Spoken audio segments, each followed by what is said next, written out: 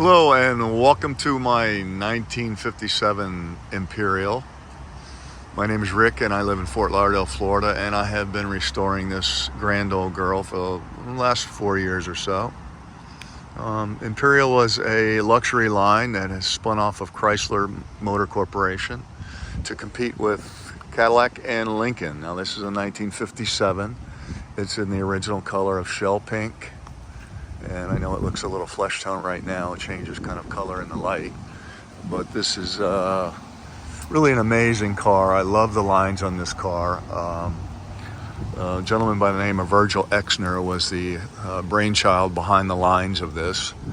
And you can think in 1957, the jet age was just coming in, as well as the atomic age as well. So you see a lot of influences from the jet, particularly from the rear. He studied jets, and if you look at 1955 and 56 body styles of cars, they were pretty much bubble top, and then in 57 everything changed with this lower and wider. In fact, this whole campaign was called the forward look for two reasons. One, he wanted to design a car that looked like it was moving forward even when parked, and I think he was successful here. And also from 1957 moving forward into the next decade of the 60s, which was the future of cars and where they were going to go. So this particular car obviously is a two-door hardtop. Two-door hardtops are fairly unusual. You mostly saw this luxury line in four doors. But you can see they call this the bi-wing front grille. 57, 58, 59 Imperials kept the same basic body style, although the trim and the grills and bumpers changed just a little bit. Now this particular car, believe it or not, is a custom model.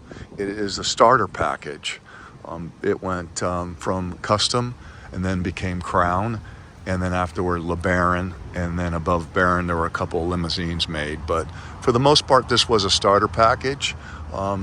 There is no air conditioning, there are no power seats, and there are no power windows, all of which was chosen by the original owner of this vehicle. I assume that he could go into the dealership and pick what he wanted and what he didn't want.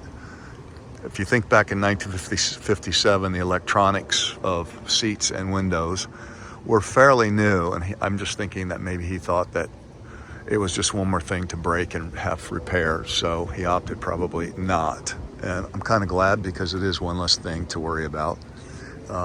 In Florida, they do allow us to pick an original tag. If I can find one online, you can see that right there.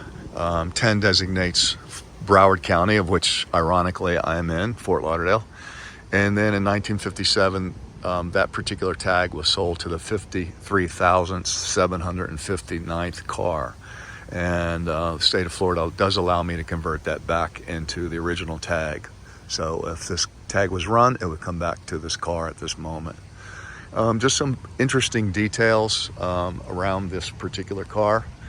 A lot of people like this particular faux spare tire in the trunk. The tire sits on the floor of the trunk, so that is just for aesthetic purposes. Some people call it a toilet seat or a bird bath, but it does give the 57, 58, 59, and some even 60s Imperials a distinct look. This is one of the first years of rounded curved glass. This, what they call the bib top or bonnet top on the roof, separating the front from the back, is fairly unique. As you see, curved glass here on the windshield. These are original hubcaps. You can see the script of the Imperial here in cursive. The interior have just been redone. I picked the fabric and the vinyl, and it is not the original fabric and vinyl, obviously, but the footprint of the fabric and the vinyl is original. In other words, where it laid. So we got a basket weave, deep maroon here, tied into the steering column and the kick plates, and some on the door panels here. But I went a little avant-garde here and chose this velvet-esque zebra print with a back champagne inlay to pull in this champagne vinyl, and then the back seat as well. So it's a pretty luxurious car for not all of the standard electronic packages.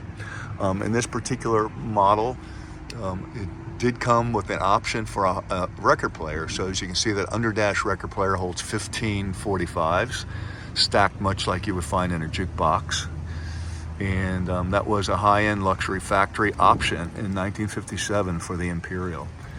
Push-button transmission, as you can see here, big dials, which designate this car as being a classic American car. And then all of your turnstiles, buttons here to operate the controls. This is very interesting. This toggle switch here is turn signal left, turn signal right.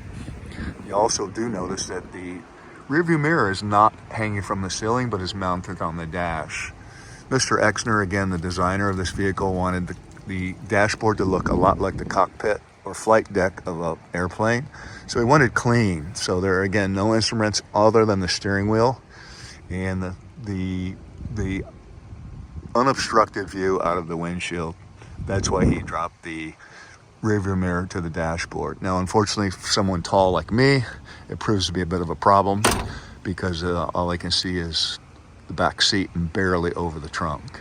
But all in all, it's a fantastic car. I love this car. Take it to car shows. Wins many awards, although it's not concourse quality. We call this a strong driver quality car. There are some imperfections. As again, I just recently had the car repainted. In fact, I did it myself, DIY. And she sure is a looker. I love this car. And the Imperials are very unusual because they had rust issues early on, and also some of these early Imperials they also used in the figure 8 crash derbies. So they took a lot of them out because they are so structurally strong. They were a shoe-in for winning a crash derby. And then, of course, took a lot of the population of available Imperials off the market. So a lot of these cars also are highly sought after by Norwegians and Swedes for some reason. So a lot of them are exported, the ones that remain. But there's still a few here. In fact, I have never seen another Imperial at a car show here locally in South Florida. So it's quite unusual. And then, of course, being a two-door, and then on top of it being pink, makes it very tropical and beachy, in my opinion. Anyway, that's a 1957 Imperial. Hope you enjoyed my little tour. And it kind of explains my deep love for the lines of this car and the vehicle. I can only imagine what it was like back in the day, but it sure turns heads even in 2025. Cheers.